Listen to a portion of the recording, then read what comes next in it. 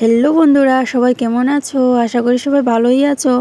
আমি তো বেশ মোটামুটি ভালোই আছি। তো বড়োদেরকে জানাই প্রণাম আর ছোটোদেরকে অনেক অনেক ভালোবাসা জানিয়ে আজকের এই ব্লগটা আমি স্টার্ট করলাম। এদিকে দেখো মিনি বাচ্চাগুলো রেডি হয়ে গেছে। আমি এদিকে মাছগুলো ধুচ্ছিলাম, ধুতেই পারছিলাম না। ওরা খাবে বলে এত চিৎকার করছিল। আর দেখেছো অনেকগুলো এসেছে, একদম 3 থেকে 4টা এসেছিলো কিন্তু।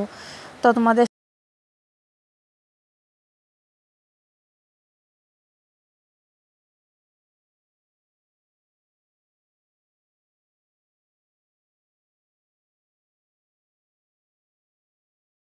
দিয়ে শস্য রান্না করব, তার জন্য দেখো আমি এদিকে লঙ্কা, রসুন, তারপর টমেটো সব কিছু রেডি করে নিচ্ছিলাম। এদিকে মাছগুলো আমি ভালো করে ধুয়ে নিয়েছি। তো এখন আমি নুন, হলদি গুঁড়ো আর লঙ্কার গুঁড়ো দিয়ে ভেজে নেব। হালকা করে ভাজবো, বেশি ভাজবো না, কারণ শস্য দিয়ে বানাবো। তো বেশি ভাজি হলে কিন্তু ভালো লাগবে না খেতে।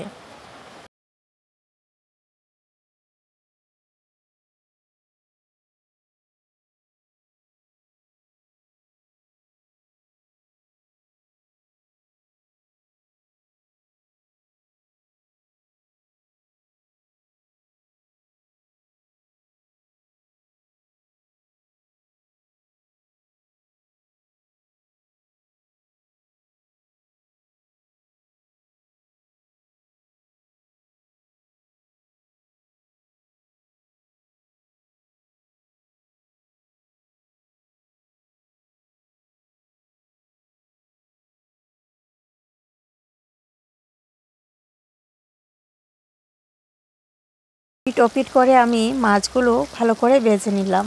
হালকা ভেজেছি, দেখো একদম কাঁচাও রয়নি আর একদম বেশি করে ভাজিও হয়নি কিন্তু। তো এখন আমি নামিয়ে নিচ্ছি। মাছ ভাজি করে অনেকগুলো তেল রয়ে গিয়ে যাবে, তো সেগুলোর মধ্যেই আমি দিয়ে দেব শস্য বাটা।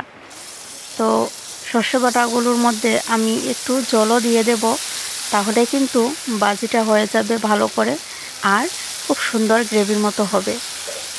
তো দেখো আমি জলটা দিয়ে কিন্তু ভালো করে ভেজে নিয়েছি। এবার আমি দিয়ে দেব টমেটো কুচি। আপনারা চাইলে টমেটো কুচি করে না দিয়ে পেস্ট করে দিতে পারেন। তারপর একে একে সবগুলোই দিয়ে দেব। লঙ্কা বাটা, রসুন বাটা, হলুদ গুঁড়ো, লঙ্কা গুঁড়ো সব কিছু। তো আপনারা চাইলে কিন্তু গুঁড়ো লঙ্কাও দিতে পারেন। আবার যদি কেউ কেউ পছন্দ না করে থাকেন তাহলে কাঁচা লঙ্কা দিয়েও করতে পারেন, যার যেমন ইচ্ছে।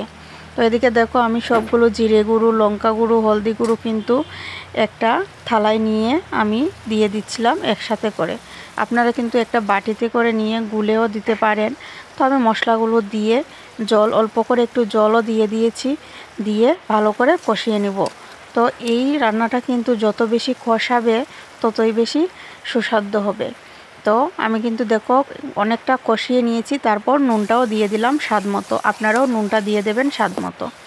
দিয়ে তারপর আমি শেষে কিন্তু যখন তেলটা ছেড়ে দিয়েছে মশলা থেকে, তখন কিন্তু জলটাও দিয়ে দিলাম। দিয়ে আমি মাছটাও দিয়ে দেব, যেহেতু যখন জলটা ফুটে আসবে তখন মাছটা দিলে মাছের গন্ধটা গিয়ে লেগে যাবে আর খেতেও অনেক মজাদার হবে। তো তোমরা কে কে এরকম খাওনি, আমার মতন একবার ট্রাই করে দেখো, অনেক ভালো লাগবে।